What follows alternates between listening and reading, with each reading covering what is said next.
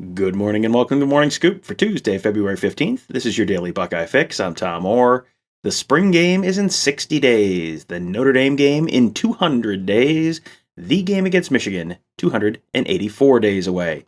Ohio State basketball just landed a commitment from a big man from Western Ohio, and the football program is hoping to land one of their own a little later on this week. And we're going to be talking about both of those today. My guest today is Buckeye Scoop's Kevin Noon.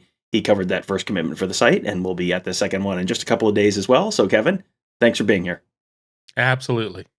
So let's start with basketball. The Buckeyes landed a commitment from Austin Parks. He is a big man out of St. Mary's in sort of west central Ohio. Look for an enormous lake in sort of west central Ohio, and that's St. Mary's right there. So let people know a little bit about Parks and his game. Yeah, he's listed at 6'10", maybe 6'9". I don't know. I'm 6'2" and change. I mean, I guess on days where I'm not completely beat up by the world, maybe I'm 6'3". He certainly had a couple of inches on height on me. He's about 240, 245. He is a more of a classic center. I mean, he is a five. I mean, he is a low post guy. He can play with his back to the basket, but as the game is evolving, he understands that he has to play face up too. I mean, he's working on expanding his game out to the arc. He's a great rim protector. I mean, has some really good ball skills with all that. Certainly going to have some things to work on, but fortunately, he's a class of 23, so he's got the remainder of this season and then all of next season. So when Ohio State was playing Michigan on whatever that would have been on Saturday, he was scoring 29 points in a game for St. Mary's Memorial. So I think this is a really good get. I mean, he's not a finished product, but who really is at this point? And you got a lot of time, and I think he's a good complementary piece, especially as Ohio State has struggled finding that big man really since the likes of a Greg Oden. Yeah, that I was going to ask about that because they have really not brought in that really premier big man for quite a while. It seems like he is ranked 148th in the 247 composite right now.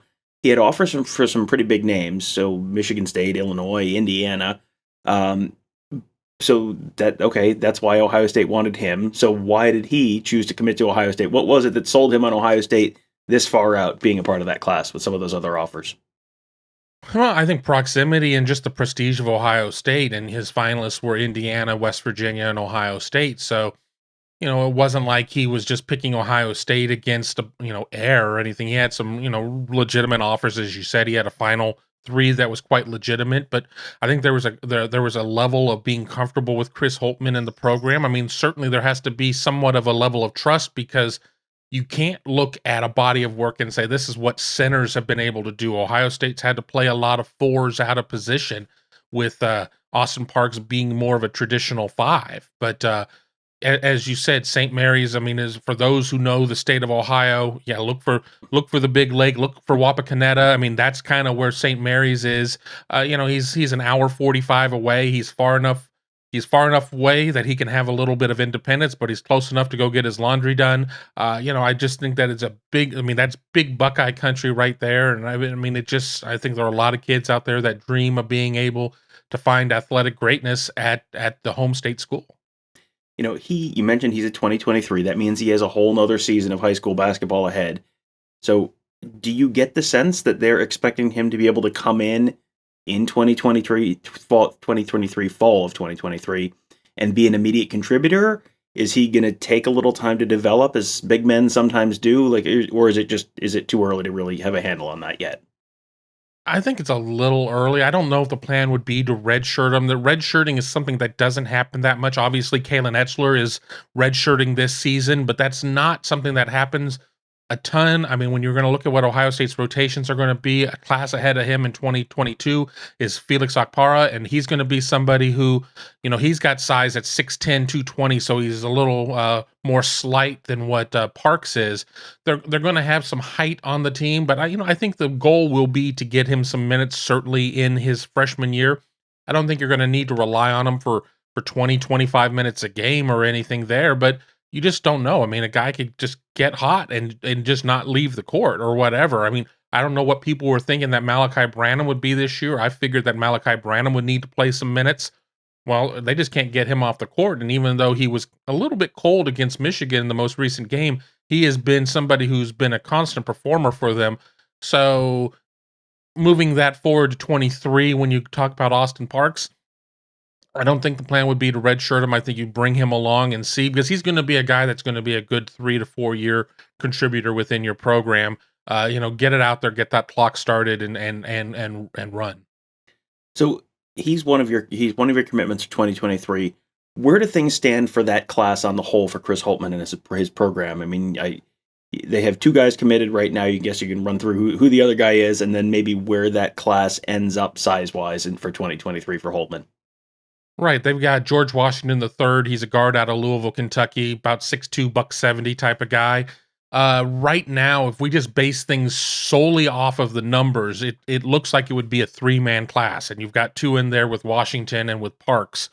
So do you look at a wing? Is that what's going to happen? I mean, some names that could be mentioned there. Certainly, you've got Dallin Swain, you've got Devin Royal, Rayvon Griffith, but then of course there's this other kid named Bronny James. I mean, who, what happens with him? What kind of mess does that end up being if Ohio State's able to get LeBron James' son? LeBron James has not been shy about saying if he had to go and play in a college program, it would have been Ohio State. Does Bronny have that same feel for Ohio State? We'll see there, but we see so much attrition, and then the numbers are so different when you're dealing with basketball versus football. You're not dealing with 85, obviously, in basketball.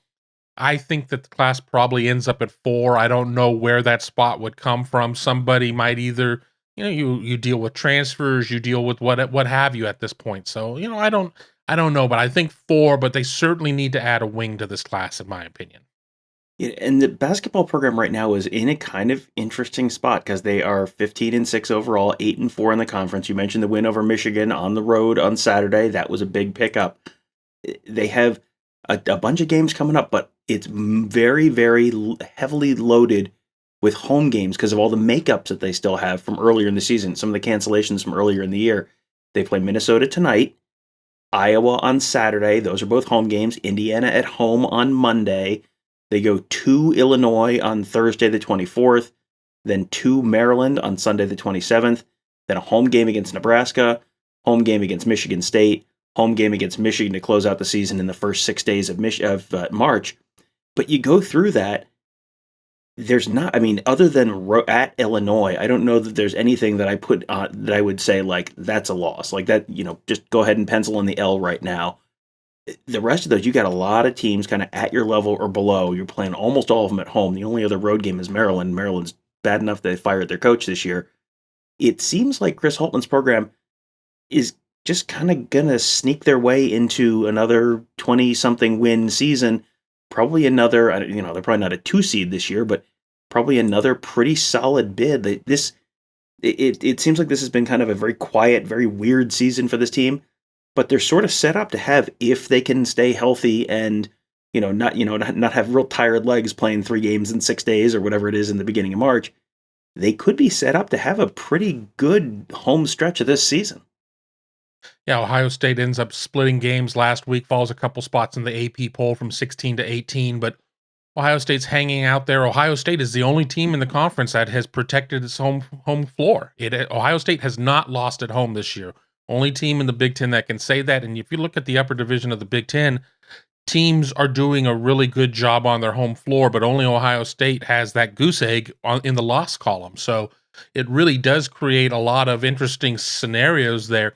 And you get to play this what if. What if Ohio State didn't blow the game against Rutgers? What if Ohio State would have been able to hold on and be able to upset Purdue? And then Ohio State's sitting with 2 conference losses instead of 4. But here we are, they're sitting with 4.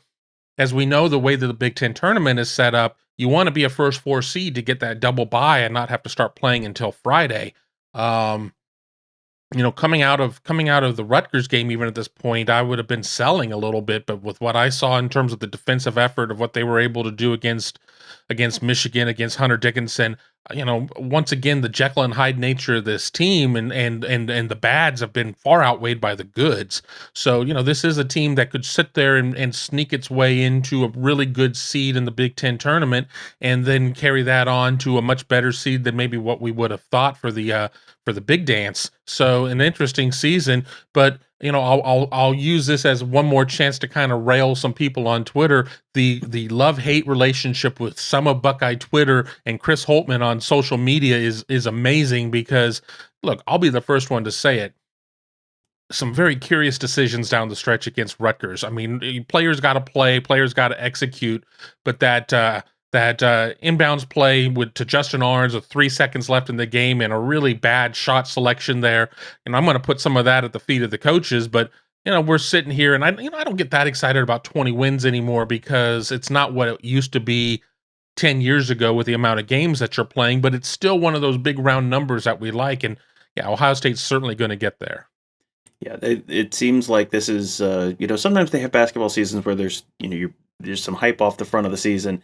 This year, it's kind of just, when the football team's in the news and dominating the news cycle as it has been even past the end of the season, it can kind of sneak up on you. But it's like, oh, this is going to be another pretty good Chris Holtmann team. So it will be, I'm sure it will be judged on how it does in March. That is typically how things run in the college basketball world these days. So.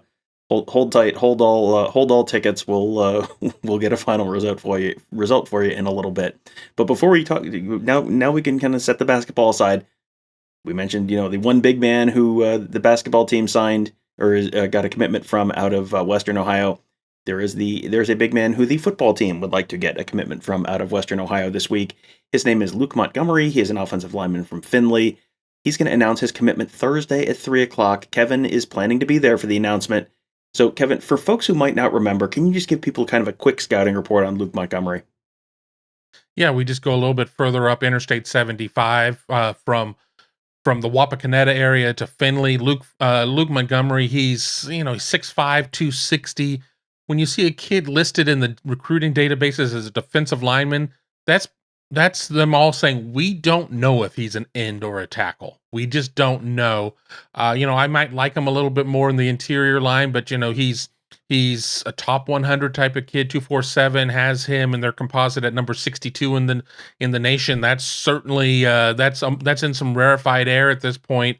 I think he's a kid that has some really good technique. He's got good footwork. I'm really excited to see what he ends up developing into, whether or not that's going to be inside or outside. And the truth of the matter is that what you hear right now doesn't necessarily mean that's what you're going to end up being at the next level. I mean, let's look at Cade Stover, who has been pretty much at every position so far during his Ohio State career. It will be a huge get if Ohio State gets him. I don't generally travel to ceremonies that I don't feel pretty good about, so read into that how you will. Yeah, that was going to be my next question. He has 5 finalists listed. It's Clemson, Michigan, Notre Dame, Ohio State, and Oklahoma. There are a couple. Notre Dame was one of those teams that Montgomery was one of those guys who Notre Dame. We had been talking about this as a Notre Dame Ohio State battle potentially for those. Several different players in the state of Ohio in the class of 23. Sonny Styles was one of them. He's obviously reclassified and signed with Ohio State already. Montgomery was another one. So how much should people read into the fact that you were planning on getting in the car and heading up lovely Route 23 to Findlay later this week? Is that an indication of where you think this one may be headed? Well, I'm sure that I could probably find other things to do on the 17th if I didn't feel good about it. So, kind of take that as you will. Yeah, Notre Dame has been an interesting school in this one. People see Brennan Vernon pick Notre Dame over Ohio State, and the fear was that Luke Montgomery, who was certainly his own guy, but that oh no, Notre Dame is really coming into the state of Ohio and kind of pulling kids. Well, I don't think that's going to be the case here in this one. I really like Ohio State's chances. I'm not one to really go in and completely let the cat out of the bag Mm-hmm. on a kid's announcement, but as I said, my record of going to ceremonies where I don't know beforehand, and I don't know this one beforehand, but is very high for kids ending up at Ohio State. I think the last time I went to one where I truly had no idea, we have to go back to Jamarco Jones when I went out to suburban Chicago to go get his announcement between Ohio State and Michigan State. And that one was, probably also maybe a little bit of a Pequod's pizza trip too. So you kind of got a 2-for-1 there on Jamarco Jones. Brought both of those home, your Pequods and your Jamarco Jones. One of the interesting side stories here with Luke Montgomery is he has a younger brother who's also a very talented quarterback. I don't know exactly how, if that's a real package deal or if that's going to be, just sort of something to keep an eye on in the future, but let people know a little bit about Ryan Montgomery as well. Yeah, exactly. I mean, he is a young guy at this point, class of 2025. I mean, that's like forever. I mean, honestly, but the truth of the matter is I look at how long I've been covering recruiting. It's quicker than you think.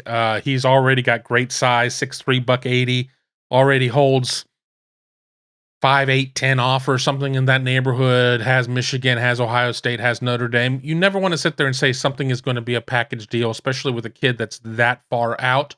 But if Ohio State lands Luke, you got to like Ohio State's chances with Ryan. Of course, the big thing is if Luke somehow doesn't have a great experience at Ohio State, then you kind of wonder what happens there. But I think that this is one that if Ohio State's able to land Big Brother, I think Little Brother is very much in play and would end up being the guy for Ohio State in 25. As we know, Ohio State quarterback recruiting has been at a very high level here under Ryan Day.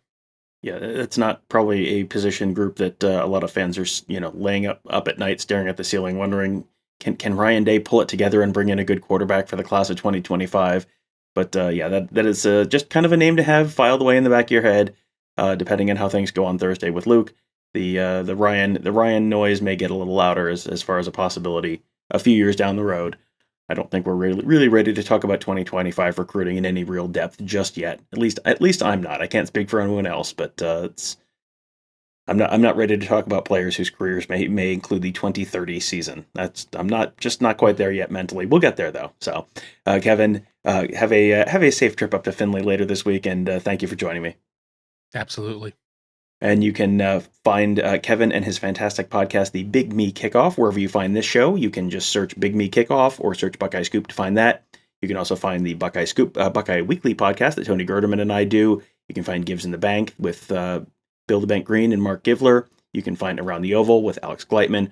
All those great shows on whatever podcast platform you're listening to this on. Just search Buckeye Scoop to find all of those. You can subscribe right there so you never miss an episode, and also leave us a 5-star rating and review. That helps other folks find these shows, and we really do appreciate that every time you guys can do that. And if you prefer to watch it on YouTube, you can find all of those shows again at youtube.com/Buckeye Scoop. You can hit that thumbs up as you're watching these videos. That will also help folks find these shows. And if you hit that bell, that will subscribe you to our channel. Then you get notified every time we drop a new episode. So every time we get a new episode of Big Me Kickoff or Around the Oval or anything else, or when Kevin goes to a commitment ceremony, like he had a nice interview with Austin Parks there, that's all at youtube.com/Buckeye Scoop. That'll do it for today. Thank you guys all for joining us. Have a great day. We'll talk to you tomorrow.